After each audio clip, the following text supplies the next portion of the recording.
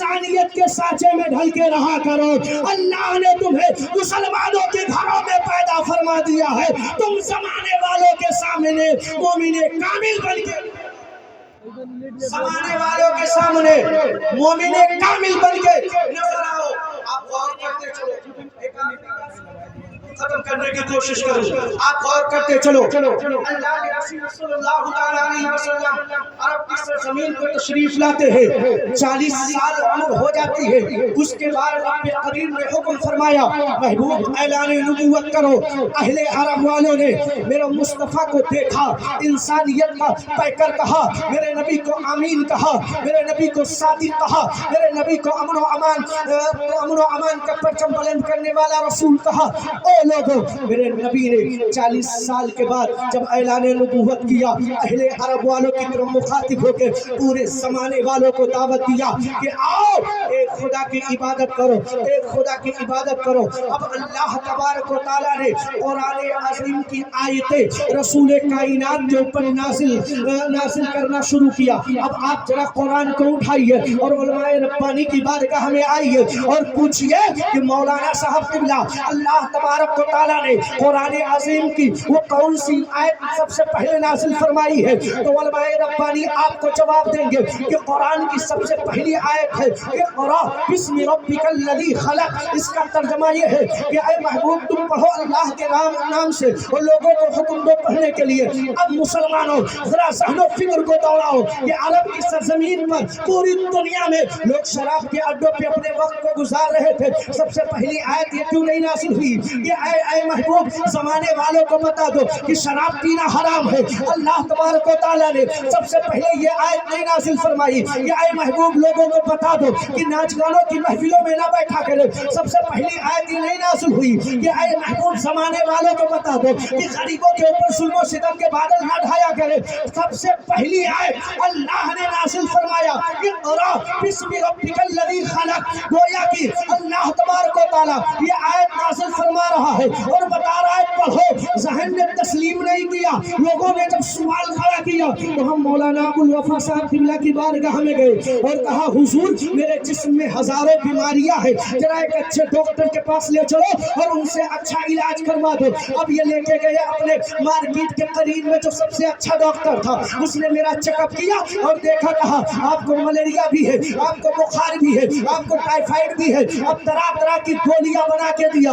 اب جب میں نے اس گولی کے پڑیے کو کھولا تو دیکھا اس میں 8-10 گولی ایک خوراک میں بنایا گیا. ہم نے کہا حضرت اگر یہ 10 گولیوں کا خوراک بنا کے میں کھاؤں گا تو میں بچوں گا کہ بخار بچے گا؟ کہا ٹھیک ہے, گھبرانے کی ضرورت نہیں ہے, بہرائچ شریف چلو ایک اچھے ڈاکٹر کو دکھاتے ہیں. جب اس ڈاکٹر کے پاس گئے اس نے سارے جسم کے ایسے کے چیک اپ کیا اور کرنے کے بعد فلا بیماریوں کو نوٹ کیا اور نوٹ کرنے کے بعد ایک ٹیبلٹ دیا. میرے ذہن نے سوال کیا حضرت فلا ڈاکٹر نے ہزاروں 10 گولیوں کا ٹیبلٹ 10 گولیوں کا خوراک بنایا تھا, یہ ڈاکٹر صاحب نے ایک ہی گولی دے دیا اور کہا اسی سے ساری بیماری دور ہو جائے گی. ہم نے سوال کیا, ڈاکٹر صاحب نے کہا ساجد خان یار علوی گھبرانے کی ضرورت نہیں ہے, سائنس اتنا ترقی کر چکی ہے کہ ایک ٹیبلٹ جو دیا ہو یہ اینٹی بائیوٹک ٹیبلٹ ہے, اسے تم کھاؤ گے ہر بیماری سے شفا پاؤ گے. ذہن نے زمانے والوں کو بتایا, اے زمانے والوں اللہ نے قرآن کی سب سے پہلی آیت اقرأ بسمی نازل فرما کے بتا دیا. اے مسلمانوں اگر تم پڑھے لکھے ہوگے, اگر تم تعلیم یافتہ ہوگے تو ساری برائیوں سے تم دور ہوگے. ایک الگ پرچم لے کے نظر آؤ گے. اب غور کرتے چلیے کہ آج ہمارا ہر چیز ہے لیکن تعلیم نہیں ہے. دنیا کی دولت لاکھ ہے, دنیا کی بلڈنگیں لاکھ ہے, اچھی اچھی گاڑیاں لاکھ ہے, اچھی اچھی عمارتیں لاکھ ہے. اگر تعلیم نہیں تو تم کامیاب نہیں ہو سکتے ہو, کیونکہ کسی لکھنے والے نے کہا تھا کہ ستے کی چابیاں انہیں کے ہاتھوں میں ہوگی جن کے ہاتھوں میں قلم کی طاقت ہوگی. قلم کی طاقت ہوگی. او مسلمانوں تم ایک ہو جاؤ, تم نیک ہو جاؤ, قلم کو اٹھاؤ اور پڑھنے والوں میں شمار کیے جاؤ. جب بھی ضرورت پڑے تو اسلام کی بقا کے لیے تم قلم کی بنیاد سے لوگوں کی جڑیں اکھاڑتے ہوئے نظر آؤ اور تم مضبوط ہو جاؤ. تمہیں گھبرانے کی ضرورت نہیں ہے. دنیا کے سارے ریسرچ کردہ لوگوں کو ایک میدان میں لے آؤ, میں ان سے پوچھ لوں گا کہ ذرا تم نے ریسرچ کیا تو کیا کیا, تو ان سبوں کا جواب تم کو ملے گا ان کی کتابوں میں کہ سب سے لاجواب کوئی دنیا میں انسان آیا ہے, سب سے ممتاز کوئی آیا ہے, تو وہ کوئی اور نہیں آمنہ کا لالا. آمنہ کا لالا تقریر کو ختم. لاؤ دنیا کے سارے دھرم کے لوگوں کو ایک پلیٹ فارم پر کرو اور کہو رسول کائنات کی زندگی پہ کن کن لوگوں نے ریسرچ کیا. آؤ بتاؤ. جب دنیا کے بڑے بڑے ریسرچ دانوں کے قریب جا کے پڑھا گیا اور دیکھا گیا تو جن جن لوگوں نے میرے رسول کی زندگی کو پڑھنا چاہا وہ پڑھ کر خاموش نہ رہے بلکہ مصطفیٰ کی عظمت زمانے کو بتا کے گئے ہیں, زمانے کو بتا کے گئے ہیں. آؤ ہندو دھرم کی کتابوں کو اٹھاؤ اور رسول کائنات کے بارے میں پوچھو, وہ تمہیں بتاتے ہوئے نظر آئیں گے. ہم نے ان کے دھرموں کے قریب جا کر پھر ہم نے پوچھا تو جواب آیا. آپ حضرات سننا چاہتے ہیں ہاتھوں کو اٹھا کے کہہ دیجئے لبیک یا رسول اللہ, لبیک یا رسول اللہ, لبیک یا رسول اللہ.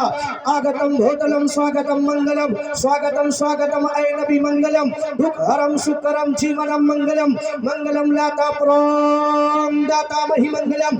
اے کوٹی کوٹی پرام ند نشکت شکل پر جا جنم دین کے پتو دیان میں ابھینندنم ابھینندنم. اے جنم تتھی دودشی ربیع الاولم منگلم, اے آمنہ ہو منگلم, اے حلیمہ سدھی منگلم. او دھرم سواگتم منگلم. سنبل گرام مکھ شہ برہمان شہ مہاتمان شہ نیاتا کا پراتناستی یوگے یوگے مہا. جب زمانے کے لوگ آئے تو ان کو کہہ دو کہ تم کو گھبرانے کی ضرورت نہیں ہے. اگر میرے مصطفیٰ کی شان جاننا چاہتے ہو تو اٹھاؤ اپنے دھرم کی کتابیں, تمہیں تمہارے دھرم کی کتابیں میرے نبی کی شان.